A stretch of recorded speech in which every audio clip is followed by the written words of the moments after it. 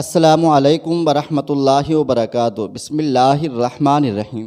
ہماری آج کی کہانی ایک دیہات میں رہنے والی لڑکی کی ہے جو ایک سرکاری افیسر کے پیار میں گرفتار ہو جاتی ہے۔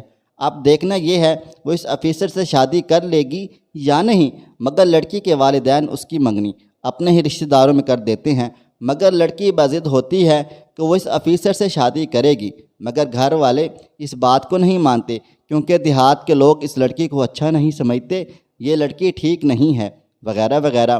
پھر ایک دن افیسر اسے ایک خط لکھتا ہے کہ وہ گھر سے بھاگ آئے اور وہ شہر جا کر شادی کر لیں گے، مگر کیا وہ لڑکی راضی ہو جائے گی شادی کے لیے؟ پھر جب وہ شادی کے لباس میں بنگلے پر ملتی ہے، پھر اس کے ساتھ کیا ہوا؟ اس دل دہلا دینے والی کہانی کو آخر تک لازمی دیکھیے گا۔ اور کہانی شروع کرنے سے پہلے آپ سے گزارش ہے، اگر آپ نے ابھی تک میرا چینل سبسکرائب نہیں کیا ہوا تو ابھی سبسکرائب کر لیں اور ساتھ لگے بیل آئیکن کو بھی ضرور پریس کر لیجئے گا تاکہ نئی آنے والی ویڈیوز آپ تک بر وقت پہنچتی رہیں۔ چلیں شروع کرتے ہیں ہماری آج کی کہانی۔ 9ویں جماعت اچھے نمبروں سے پاس کر لی تو امی ابو بہت خوش ہوئے کیونکہ ان کو امید نہ تھی کہ میں پاس بھی ہو جاؤں گی۔ مجھ کو نئی کلاس میں جانے کی بہت خوشی تھی، مزید یہ کہ امی نے چھٹیوں میں ماموں جان کے ساتھ گاؤں بھیجنے کا وعدہ کیا تھا، لیکن یہ وعدہ اچھے نمبروں کے ساتھ مشروط تھا۔ کچھ وجوہات کی بنا پر امی اپنے میکے نہیں جاتی تھیں۔ میں اپنے ہوش سنبھالنے کے بعد پہلی دفعہ جا رہی تھی، تبھی پھولیں نہ سماتی تھی۔ چھٹیاں ہوتے ہی ماموں لینے آ گئے اور ہم گاؤں روانہ ہو گئے۔ دوران سفر تمام راستہ سوچتی جا رہی تھی کہ وہاں کے لوگ کتنے سادہ ہوں گے، جبکہ میں خود سادگی کو بہت پسند کرتی تھی۔ سیدھی سادی لڑکی تھی۔ ان دنوں دنیا کے نشیب و فراز کو اچھی طرح نہیں سمجھتی تھی کہ زمانے میں کیا ہو رہا ہے اور کیوں کر ہو رہا ہے۔ بہرحال چند گھنٹوں کے سفر کے بعد ہم گاؤں پہنچ گئے۔ دیہات کی فضا ایک تازگی ہوتی ہے، کھلے آسمان تلے لہلہاتے کھیتوں نے روح میں ایک فرحت بھرا احساس بخش دیا۔ یہاں کے لوگ واقعی بہت سادہ تھے۔ دیہاتی لڑکیاں آن واحد میں اکٹھی ہو گئیں۔ انہوں نے میرے گرد گھیرا ڈال لیا جیسے میں کوئی آسمان سے اتری پری ہوں۔ بہت خوش تھی۔ ان سادہ لو لڑکیوں میں سے ایک بہت اچھی لگی۔ اس کی شوخیاں دل موہ لینے والی تھی۔ حالانکہ میں سنجیدہ اور سکون پسند تھی، پھر بھی وہ شوق میرے دل کو بھا گئی۔ تاہم ایک بات میں نے محسوس کی، یہ لڑکی نمرہ کھل کر نہیں ہنستی تھی، اور جب ہنستی تھی تو اس کی ہنسی میں اداسی جھلکتی تھی۔ نمرہ میں جانے کیا بات تھی کہ میری اس کی دوستی منٹوں میں ہو گئی، جبکہ وہ شہری اور میں کلی طور پر دیہاتی لڑکی تھی۔ دیگر دیہاتی لڑکیوں کی مانند اس میں اجڑ پن بالکل بھی نہیں تھا۔ چند دنوں میں ہی ہم اس کے ساتھ دوستی اتنی گہری ہو گئی تھی کہ ہم اکثر باہر جانے لگے۔ باہر نکل کر مجھ کو احساس ہوا کہ یہاں کے لوگ نمرہ کو اچھا نہیں سمجھتے، وہ اس سے بے رخی سے بات کرتے ہیں اور کسی کا رویہ تو بھرپور اہانت سے بھرا ہوا تھا۔ اس کے گھر گئی، وہاں بھی اس کے ساتھ ایسا سلوک تھا۔ ایک بڑا بھائی جمال تھا اور ایک چھوٹی بہن تھی جس کا نام نازو تھا۔ وہ ایک اچھی فیملی تھی، اس کے باوجود نمرہ وہاں خوش نہیں تھی۔ بس ایک نازو تھی جو اپنی بہن سے پیار کرتی تھی اور اس کا خیال رکھتی تھی۔ جب ماموں کو پتہ چلا کہ میری دوستی اس لڑکی سے ہو گئی ہے تو ان کو برا لگا اور انہوں نے میرا اس کے ساتھ میل جول بند کرا دیا۔ میں پریشان ہو گئی، آخر ایسی کیا وجہ ہے یہ لوگ اس بیچاری کو اتنا برا سمجھتے ہیں۔ ایک روز ماموں گھر پر نہیں تھے، وہ مجھ سے ملنے آ گئی۔ تبھی میں نے پوچھ لیا، کیا ہے، کیوں تم لوگوں کو اچھی نہیں لگتی؟ تمہارے بارے میں ان کی رائے صحیح نہیں ہے، اس کی کوئی وجہ ہے۔ وہ مجھے اس بارے میں بتانے سے چکنے لگی، کہنے لگی، کیا کرو گی سن کر؟ یہ سمجھو کہ اے دوست لب کشائی کا موقع نہ دے، مجھے افسانہ میرے دل کا بڑا دردناک ہے۔ ایسی دیہاتی اور ان پڑھ لڑکی کے منہ سے شعر سن کر میں شدر رہ گئی۔ سوچنے لگی، آخر کون سی بات ہے جس نے اس معصوم لڑکی کو اس عمر میں شاعری سکھا دی ہے؟ یقیناً اس شعر گوئی میں کوئی دوسرا شامل حال تھا۔ کون تھا وہ؟ ایک دن دوپہر کے وقت نازو میرے پاس آئی۔ اس وقت نانی باہر تھی اور نانا کھیتوں پر تھے، میں اور ممانی گھر پر تھیں۔ نازو کو کمرے میں لے آئی اور اصرار کیا کہ تم اپنی بہن کے بارے میں بتاؤ، کیا معاملہ ہے؟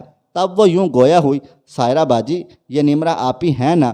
اماں ابا کا کہنا بالکل نہیں سنتی تھی۔ اماں منع کرتی تھیں کہ پلیاں سے اس کی طرف مت جایا کرو، وہ ہمارا علاقہ نہیں ہے بلکہ سرکاری علاقے میں آتا ہے، وہاں ایک ڈاک بنگلہ ہے جس میں سرکاری افیسر آ کر ٹھہرتے ہیں۔ یہ پھر بھی ادھر چلی جاتی تھی۔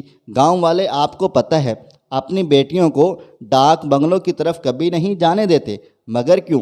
میں نے پوچھا۔ اس لیے کہ ادھر جانے سے کبھی کبھی بربادی کے دروازے کھل جاتے ہیں۔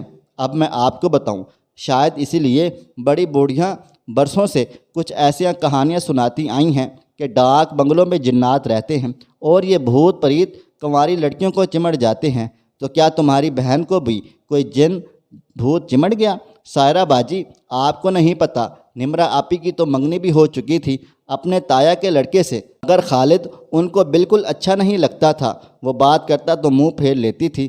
اب آگے سنو۔ ایک بار یہ اکیلی اس کی طرف گئی۔ ڈاک بنگلہ اکثر خالی پڑا رہتا تھا۔ چوکیدار تبھی صفائی کرتا جب وہاں کوئی سرکاری افسر بابو آ کر ٹھہرتا۔ بنگلے کے احاطے میں جامن، بیر اور آم کے درخت تھے، شہتوت بھی لگے ہیں۔ یہ ان کو توڑنے کے لالچ میں جاتی۔ کئی بار مجھے بھی بہلا کر ساتھ لے گئی۔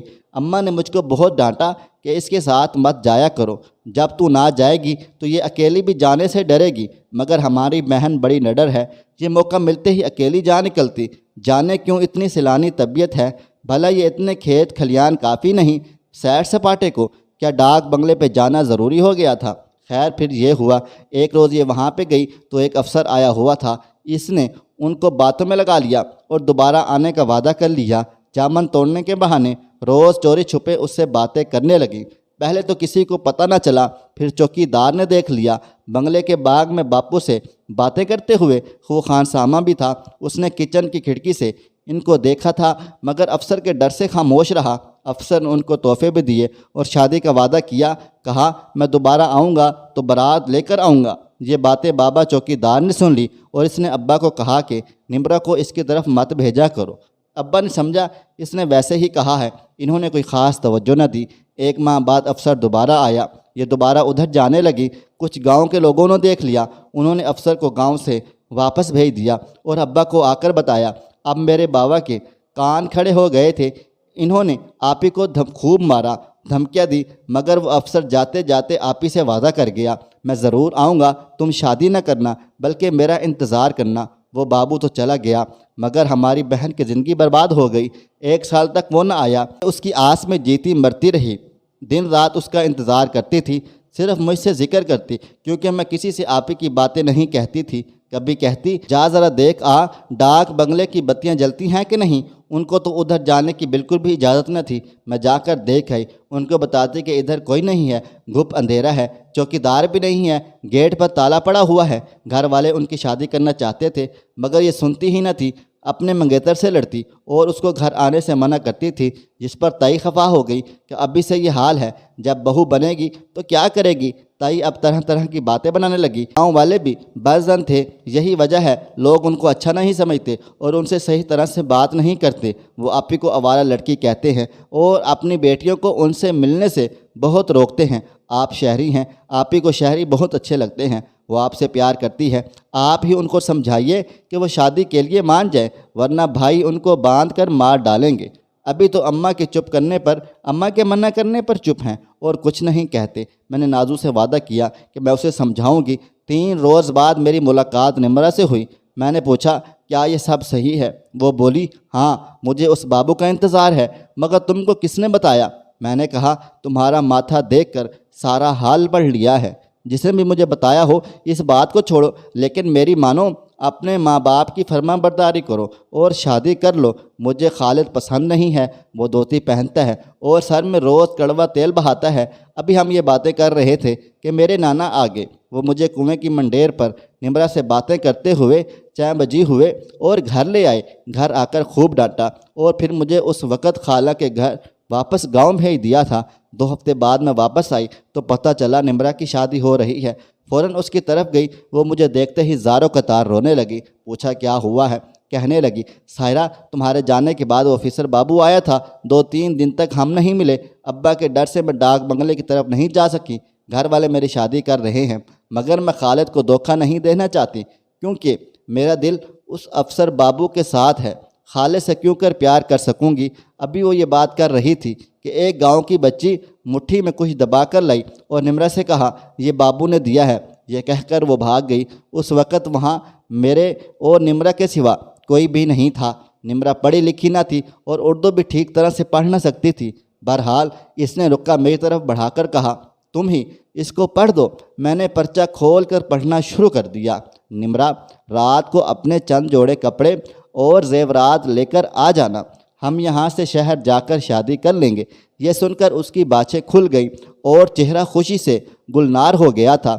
کہنے لگی، دیکھا میرا دل گواہی دیتا تھا کہ شہری بابو مجھے بھولا نہیں ہے، وہ ضرور مجھے یہاں سے لے جائے گا۔ لمحہ بھر کو خوش ہوئی، پھر افسردہ ہو گئی اور کہا، مجھ کو مشورہ دو، میں کیا کروں؟ اور میں نے اسے جو مشورہ دیا ہے میں آج بھی سوچتی ہوں تو کہتی ہوں کاش میں ایسا بالکل بھی نہ کرتی۔ میں نے اس سے کہا، تم چلی جاؤ، تمہارا پیار بھی مل جائے گا اور تم خالد کو بھی دھوکہ نہ دو گی۔ پھر میں گھر آ گئی۔ کل شام کو اس کا نکاح تھا اور پھر رخصتی، مگر ہمارے گھر سے کوئی بھی اس کی شادی میں نہیں جا رہا تھا۔ بہت بے چینی تھی، مگر میں اس کے بارے میں اب صبح کے علاوہ کچھ معلوم نہ کر سکتی تھی، لہٰذا شام کے بعد سو گئی۔ اور صبح جب میری آنکھ کھلی تو نانی نانا سے کہہ رہی تھی، جلدی کرو، وہ لوگ تمہارا انتظار کر رہے ہیں۔ میں آنکھیں ملتی صحن کی طرف جانے لگی، تبھی مومانی نے کہا، سائرہ تم کو پتہ ہے نمرا کا قتل ہو گیا ہے۔ میرے ہاتھ سے پانی کا برتن چھوٹ گیا۔ کیا کہا مومانی؟ مجھے اپنے کانوں پر یقین نہیں آ رہا تھا، دل کو دھچکا سا لگا۔ پہلے نانی ان کے گھر گئیں، کچھ دیر بعد میں بھی مومانی کے ہمراہ وہاں گئی تو نازو نے بتایا کہ آپی دلہن کے لباس میں تھی۔ نازو نے خود اس کے اصرار پر اس کو باہر تک پہنچایا تھا اور گھر سے تمام جمع پونجی بھی لے گئی تھی، لیکن جب گھر میں اس کی غیر موجودگی کا پتہ چلا تب بہت دیر ہو چکی تھی۔ جب بھائی اس کو ڈھونڈتا ہوا ڈاک بنگلے پہنچا تو وہ وہاں قابل اعتراض حالت میں ملی، جبکہ زیور اور نقدی لے کر وہ افسر وہاں سے فرار ہو چکا تھا۔ نمرا کو اس نے نشہ آور کوئی شے پلا دی تھی۔ اس کا بھائی جمال بہن کو اس حال میں دیکھ کر غیرت سے آگ کا شعلہ بن گیا اور اس نے فوراً اپنی بہن کو قتل کر دیا اور خود تھانے میں پیش ہو گیا۔ ماں تو بہن بھی نہ کر پا رہی تھی، وہ اوٹ پٹانگ باتیں کر رہی تھی، لگتا تھا پاگل ہو گئی ہے۔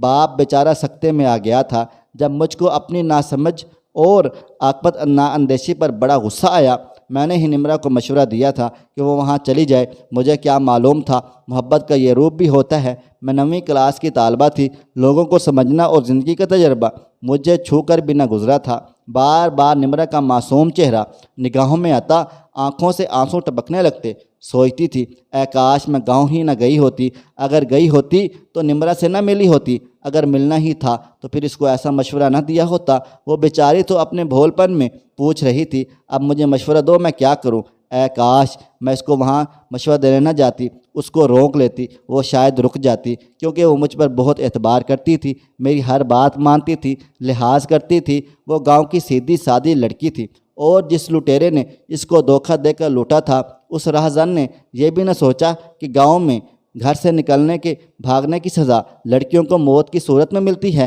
جانے وہ کیسا پڑھا لکھا افسر تھا، اس نے اس معصوم کو لوٹا ہی نہیں، جان کا نذرانہ بھی لے گیا۔ وہ خود تو آرام سے روپوش ہو گیا اور گاؤں والے بھی اس کی افسری کی وجہ سے اس کا کچھ نہیں بگاڑ سکے، لیکن نمرا کے ساتھ ساتھ اس کا بھائی جیل کی آہنی سلاخوں کے پیچھے چکی پیسنا پڑی اور اس کے ماں باپ بیٹے کی دردناک موت پر خون کے آنسو رونے پر مجبور ہو گئے تھے۔ نمرا کی سزا اسی دنیا میں اسے مل گئی یا اس جہان میں ملے گی یہ تو اللہ ہی جانے، مگر مجھے یقین ہے اس دھوکے پاس ہوس پرست آفیسر کو دوہری سزا ملے گی جس نے ایک معصوم کی دوشیزگی کو خاک میں ملا کر اپنا ہی نہیں سارے ملک کا دامن میلا کر دیا۔ دوستو، یہ تھی ایک لڑکی کی زندگی پر بیتی کہانی۔ امید ہے آپ کو ہماری آج کی ویڈیو پسند آئی ہوگی۔ اس ویڈیو کے بارے میں اپنی رائے ضرور دیجیے گا۔ مجھے آپ اگلی ویڈیو تک اجازت دیں۔ اللہ حافظ۔